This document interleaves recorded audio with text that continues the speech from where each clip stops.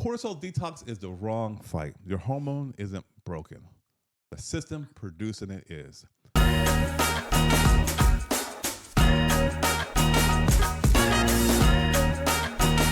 So you have seen the trend, the cortisol face, the cortisol belly, the low cortisol dance. 800 million views and climbing. And every feed is essentially telling you that your hormones are the problem. Yeah, face in the morning. Yeah. Weight around the middle section that won't budge. Wired at 10 p.m. and then you're like by 2 p.m. in the afternoon, right? Yeah. And the thing is, when that starts happening, what's the first thing that people do? Like, oh my gosh. Coffee. Yeah. What are my hacks? I got to figure out a hack. I got to Google. And so you come across all these different things. Like, Yeah. What kind of coffee is it? The mushroom coffee. Mushroom coffee. Yeah. And it's sad because I've been there and I know exactly how this goes, right? You start Googling what to do for energy, right? And then you hear adaptogens such as ashwagandha, right? To help calm down the nervous system. Mushroom coffee to help calm down, bring down that cortisol, right? A cortisol cocktail. Oh, yeah. You heard of that one? Oh, yeah. I had to look that one up. Yeah, I didn't know I did it. But yeah, always some other kind of supplement, something else you got to stack.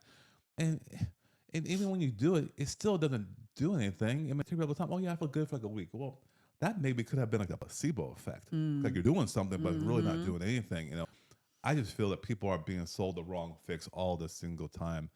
The thing is, people know when they're operating behind their standards, parents, and you can feel it because the sharpness is just gone. You mean it's the same thing over and over and over again, where you're just feeling like, man, I can't think. I don't want to be here. I'm snapping at my kids. Home. I work. Oh my gosh, I got to have 5 cups of coffee. Yeah. Remember when I was going through it and you would walk in the door tired too? Yeah. I would throw the kids at him. Here, you take them. I am just tired. I'm done. I can't. I barely stay awake. I had very low patience. Yeah. Like I was crashing. I don't want the kids. You take the kids. I don't want the kids. No, I don't want the kids either. No. And that's what I'm saying. That's the gap. That shouldn't be like that because ultimately that's what we do want. And you have those situations, and when you're thinking, the decisions that used to take like 30 seconds, and boom, boom, boom. Yeah. Now it's taking like a whole hour trying to sort through all of the stuff. Yeah.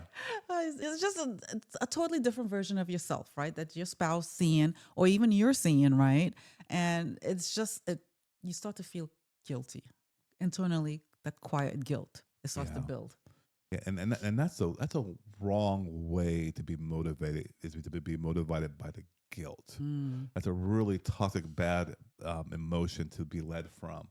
You're not away from the guilt. You want to be running towards something. So yeah, because when you're chasing this whole hormone detox because it's a fad, it really just delays the real work that needs to happen. Every time people start doing this, we were doing it. You're putting the real solution that much further in the future, and that's where you got to get there to as quick as possible. That way, you work on it day by day, week by week, and you know what happens? You start to close the gap. You don't want the gap to widen back up because you keep doing these hacks.